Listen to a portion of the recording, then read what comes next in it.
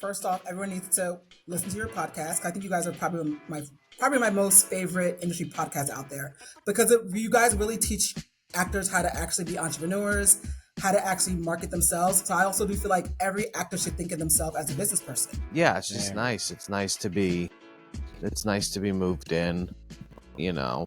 It's Because was it what was weird, not weird, but what was hard about living at the other place? it wasn't weird. It was just because it was my cousin's.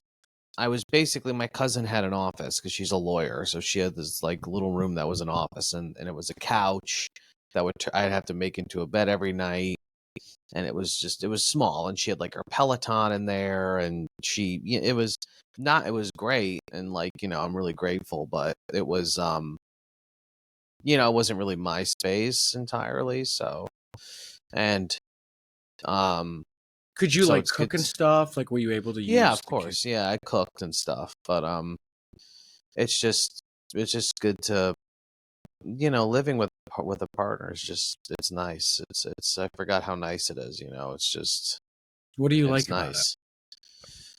Well, I like it because you get to see the person more often and stuff, and you don't have to sort of worry about. It was hard because we always lived far away from each other, so it was just like kind of a bitch to have to get to and from. Well, to and from, and so, but it's good, and we're making this place our own, and we're doing little adjustments here and there. We gotta, so I'm excited. Hopefully it'll all be done by the end of next week because that's when we get, we have a big IKEA truck coming with a couple of things and, but well, I forgot, but see, and I think this is just a difference between us too, not in a bad way, just like I'm a very, first of all, wherever I go, when I'm working on a show in town, when I'm moving, I always like to make it feel like home, but subsequently I'll do it sometimes up until like the day that I leave, or we've lived in our place now for I don't know 3 years, and it's just a constant evolution.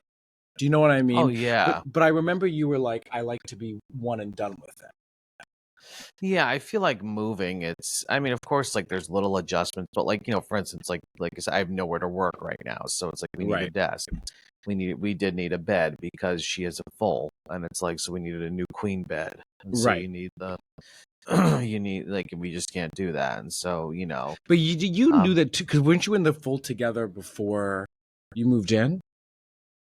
Yeah, but it's not comfortable. Tough. Oh no, we hate it. Yeah, Whenever time Michael and I are out of town in a full, we're like, it's horrible.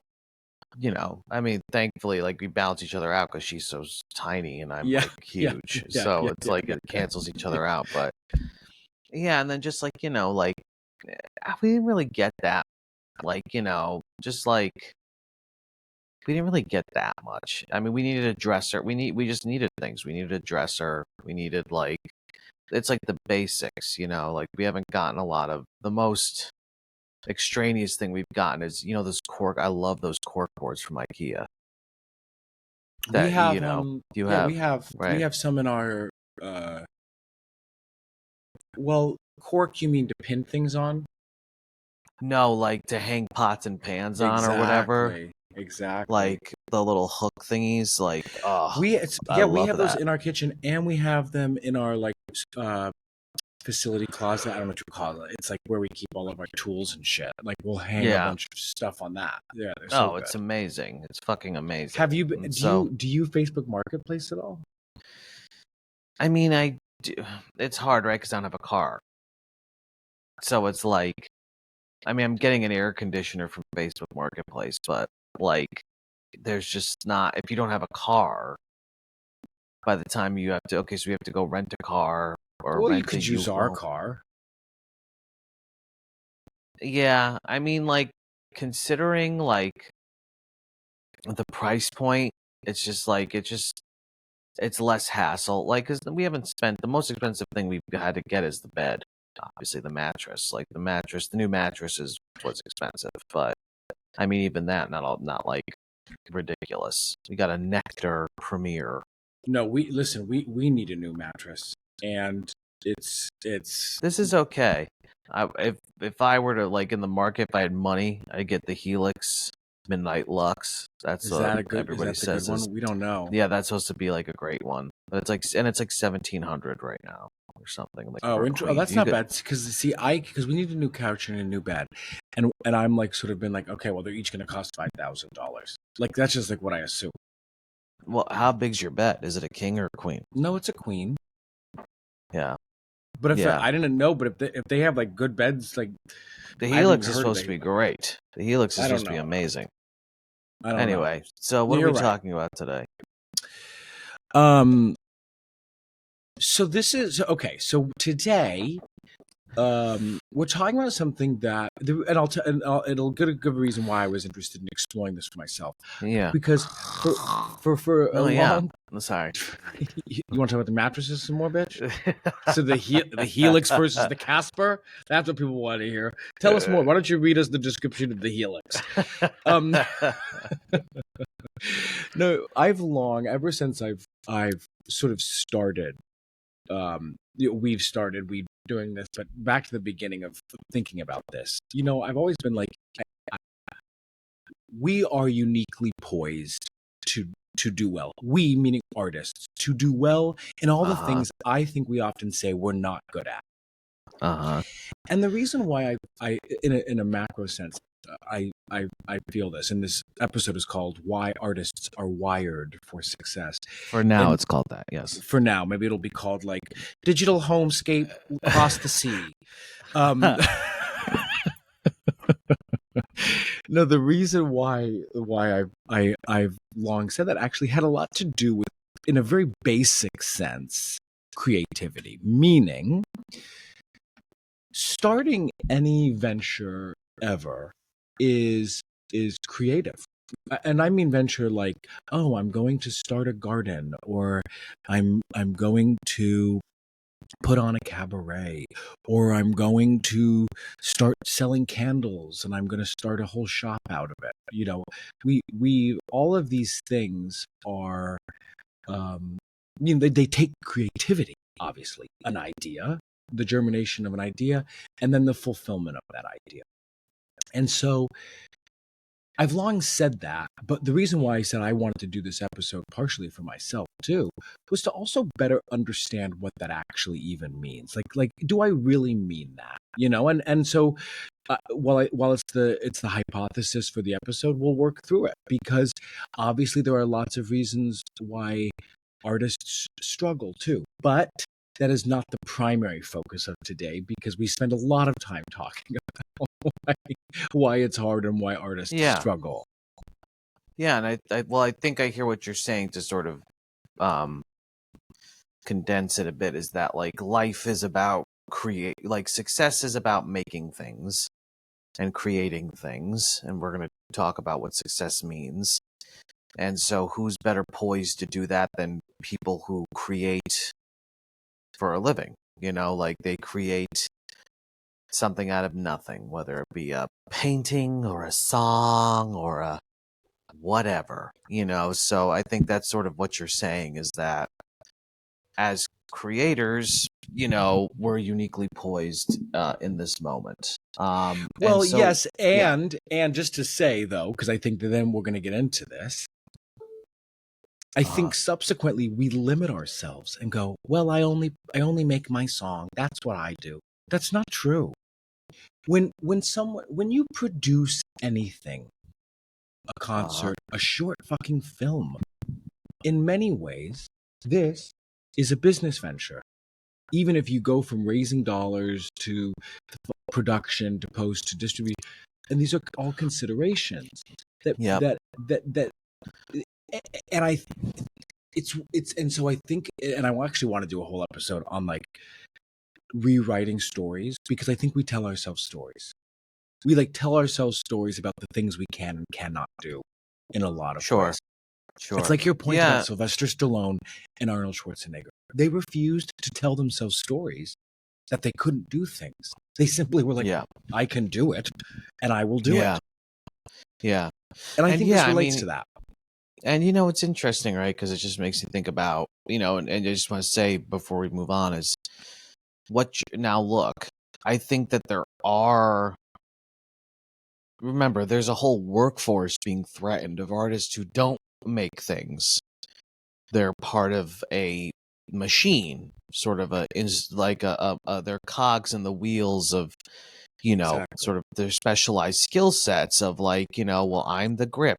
I'm the, there's a lot of technical jobs of people who, I would argue that crew, you know what I mean, on a show is not, they're not creating things. They're, and a lot of artists are interpretive artists or consider themselves that way. So, there are, as you said, and we're not going to like constantly refute points, but there's the caveat here of like, we're talking about artists who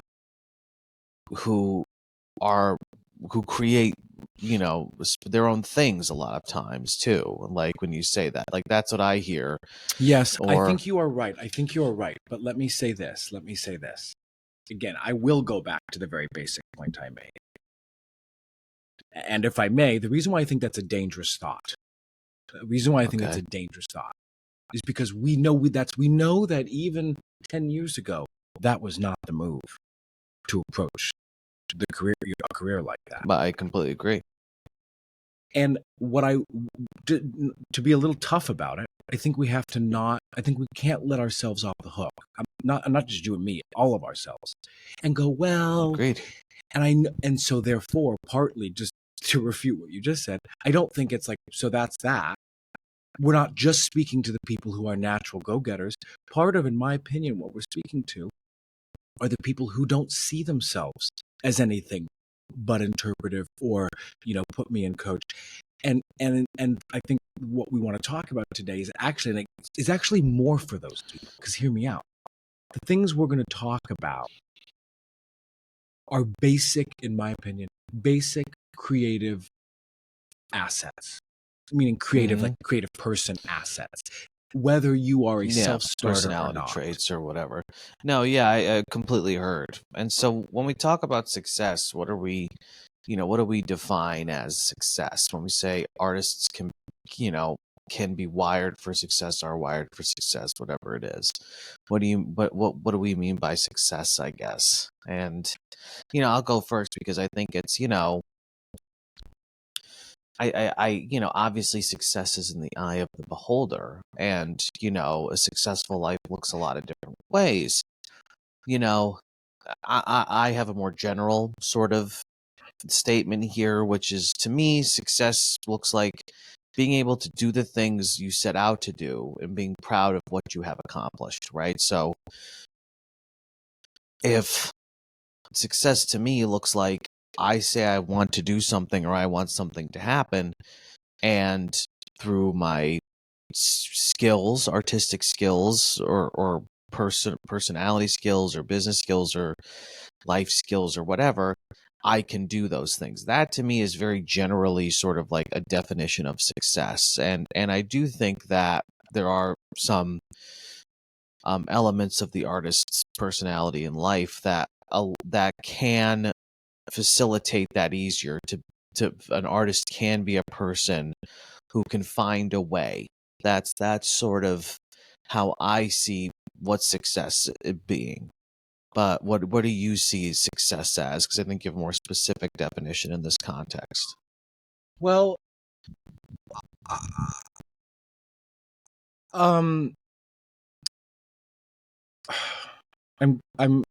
careful. There's sort of, my brain is going in two different directions. There's just sort of like the macro success that I think about, Joshua, and then there's the success that I think is personal. And again, I know I sound a bit Pollyanna-ish in this, but hear me out. I really do believe most of us, you, me, the woman living 3 doors down, can accomplish anything they want to. And I do not mean that in a frou-frou sense. I mean, I don't care what they want to do. So what I partially mean by success is, well, listener, viewer, what is your definition of success? Is it, oh, I'm doing 2 shows a year? Is it, oh, I'm sculpting in the Alps and selling my pieces for $1 million a piece? Is it, oh, I'm living a global life where I get to travel freely and also, make art all over the world? I don't know. All I know is that if you have your own clarity on like what you're trying to accomplish, you can do it. And that's frou-frou, but I get it. But I'm saying it because, again, I want to say something about why also I think, because it's the whole episode, but I meet, normies all the time, non-artists all the time. And very rarely am I impressed with them. I don't care what they've accomplished. Very rarely am I impressed with them because they seem to lack, like, not everybody, by the way, so don't, but who we think of as like the normal mover and shakers. I mean, and in fact, I'm going to blow that up right now. Because no matter what you think of him, when we look at the Elon Musks of the world, that is a crazy ass digital autistic artist. I agree with that. Yeah. And like again, he's wackadoodle badoodle. Sure. Hitler was an artist. Not trying to, doesn't mean they're good people. We're talking about the most worst people in the world right now. Yeah, exactly. but what I'm, and they've used it. Well, Hitler was a literal artist. That's what I said. Literally, no, literally a painter. Exactly. Yeah. But I'm saying this. God, as a news thing pops up on my phone, there is a government cover up around UFOs. It's not just the one that you think. Mike's like, get me on it. So, but there's, and this is why I'm saying like business is creative.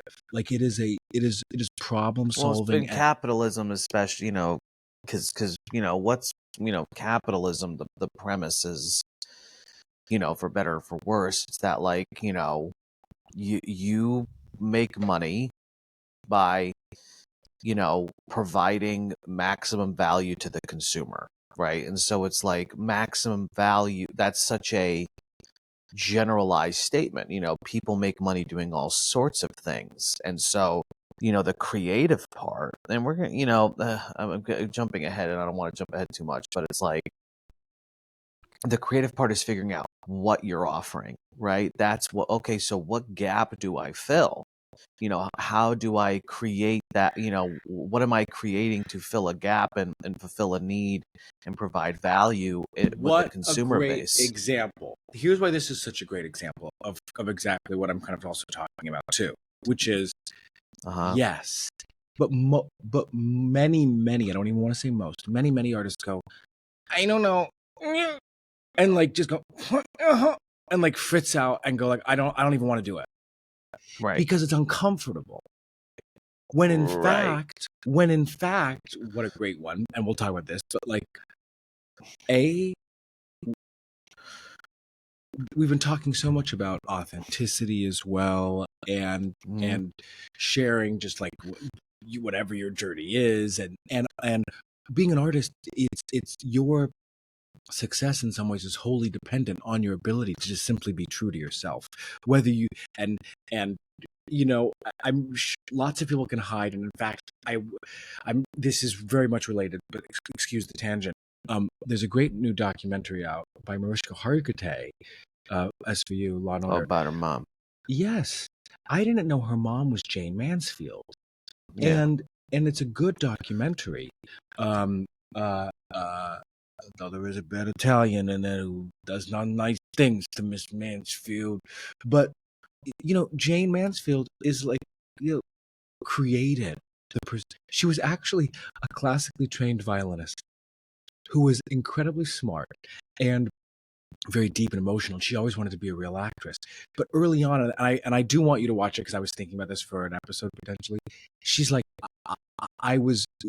she's open about saying, I just was finding a way in, and if sex was a way in for people, and they saw me as a bombshell, and it could get me closer to what I actually wanted to do, I served it up.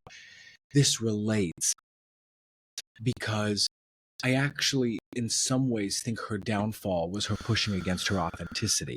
So I Sure, just think it's such a good sure. point you're bringing up. Sorry Yeah, to be rambling that's on. why and then as because we should move on because we're going to talk about these things. But the two things I think you're bringing up are because again, what is success? Because I would argue Jane Mansfield was successful in a quote Yes. traditional sense in a lot of Yeah. ways as we understand it.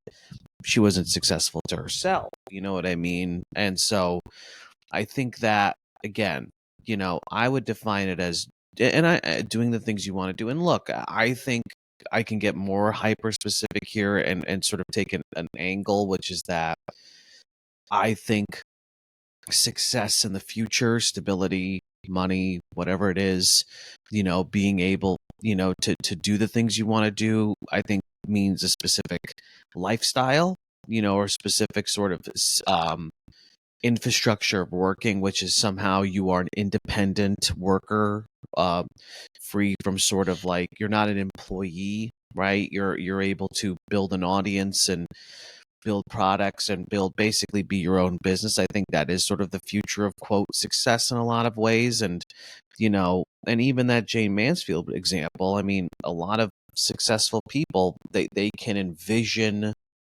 something that is not real, and that's something that creators are really good at. And before we sort of move on to some myths, I just want to say that I don't know how much of a tension this will be, because I think that we might see this slightly differently in some ways. Like an artist fresh out the womb or whatever, or, a young artist or whomever, I do think that there are some inherent qualities that they have, and we're going to talk about those that are really beneficial for achieving the things they want. But I think equally important, if not more so, I think it's the artist's lifestyle, the artist's sort of like the demands of being an artist. And I say this because these are the things that I often, it's like this month I was sitting down yesterday and I was having to go, okay, this is how much money I need to make this month. I need to figure out how I'm piecing all this money together. The only reason why I'm in this position where I have to do that and sort of go, okay, maybe I'll do this, maybe I'll do that, is because I've chosen to be an artist. And so choosing to be an artist forces me, because of that sort of boundary I'm setting and the difficulties of being an artist, I think are even more so than the unique qualities of an artist, like just inherently, the circumstances around being an artist are actually really sort of the secret sauce that when one can work through those challenges, give you really, really important skills and things like that. So that's I don't know if that makes sense, but that's how I kind of see it. I don't know if they're wired for success as much as like they're in a situation where they must be successful. I agree. In fact, maybe that's artists are rewired for success because what you're Sure. because it's just it's a vantage point, right? Because you're basically saying like, well, we're not necessarily born with those skills. They're developed or developed because of the circumstance we're in. For sure, yes, totally heard. It's I to me, there's a synergy between those ideas. Like they don't, but I do understand Sure. the difference. And I think though, I just want to say because I don't, I actually, specifically just with you, I never want to take away what is specifically motivating to you because you kind of are someone who's motivated. Well, I think you are not, in my opinion, someone who's motivated by like, just do it. You got to do it. You're gonna. It's horrible, and you got to do like just like a more like a almost like a militaristic approach. Like you're like and that's like that. There's an all-in Maybe. mentality Yeah, there. sure. But I'm not even. I don't even want to take it away. Although I No. am trying to argue that I don't. I don't. I don't think it's. I don't think it's helpful for some to think like I've been put. And I'm not, this is not even what you're saying, by the way. But like Yeah. I've been put in this position. I'm in the shitty ass situation where like my life is like unstable and I can barely do anything and I just have to do because what I would argue, just taking Stallone and Schwarzenegger as examples again, there didn't really seem to be any um resentment around the Yeah, circumstance. no, and it's not well, and that's the positive. To me, that is the positive because these things, and look, you have some myths here, which true or not. Being an artist is unstable and impractical. Artists are too soft to be successful. Artists don't care about traditional success. And are those true or not? I think that I actually think being an artist is unstable and practical is kind of true. But let me say this about it. But that's what makes it a beautiful challenge in this respect, because it's like the very thing that's the challenge, the very thing that's the impossibility. Of course it's possible. Of course it's possible to be a stable artist and for it to be, but it's an unstable and impractical pathway. But that is the skills you learn to do it, to live with that. The very things, and this really gets me through lately a lot, especially. You know, it's been getting me through to go like, oh, all of these quote failures, all of these impossibilities, all of these things that feel like such pipe dreams, like this is actually the sauce.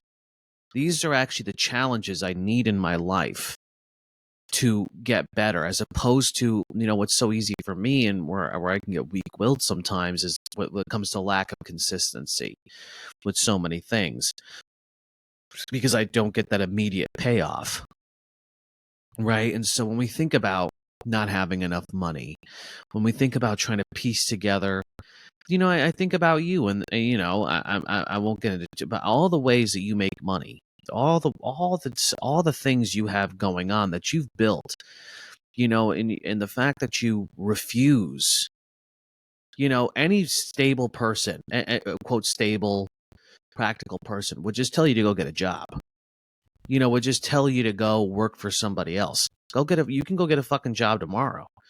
That's what 99% of people, but the fact that you've always been somebody, you know, without means who goes, but I refuse to do that. I refuse to go get a fucking job, quote job in that respect. And instead I want to control. That's very impractical. But I would argue Yeah, I hear that. that is actually, that challenge is the gift, right? That challenge is a challenge that so many people are not going to put themselves through. And, Yeah. and subsequently, it's like you just have skills, frameworks, all these things that a lot of people do not have. And so that to me is such a positive spin. It's like, oh, Sure. all of the things that like having to learn to do this or that or blah blah blah blah blah. And like, oh, I don't have this, I don't have that. Like that's actually those are the things that will make me quote better. You know what I mean? And Yeah, so I do. I do. No, like and that's why I don't want yeah. to, because I also don't. I want people to believe and use what motivates them too, in Right. terms of like their understanding of the circumstance and how it plays into this. Yeah. And I agree. I agree that I think it's true that artists. I think that being an artist is being an entrepreneur. I would argue is unstable and impractical. Yeah, sure.